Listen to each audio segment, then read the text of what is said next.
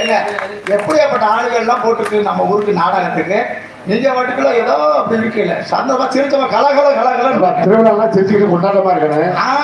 சோகமா உட்காந்துருக்காங்க. அதான் என்னன்னு பார்த்தேன். சிரிச்சமும் சீரியமா இருக்கீங்க.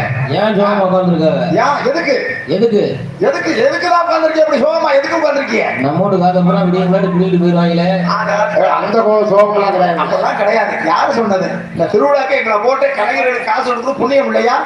ஆமாமா. அதே மாதிரி நாடகத்துக்கு வச்சதுக்கு படம் அந்த சோகம்லாம் இல்லப்பா. என்ன அப்புறம் என்ன சொல்ல? அதாவது காலையில போய் எந்த குழுக்கா வர்றானோ நம்ம காசு கட்டுறது.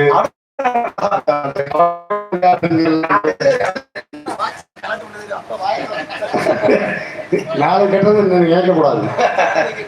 அதுவும் இந்த குழுவுல காசு வாங்கி செலவு போது குழு குழு குழு இருக்கும். மாசம் கட்டணம் நினைக்கும் போது அப்படியே புழு புழுன்னு தான் இருக்கும். என்ன இருக்கட்டும் இருக்கட்டும்.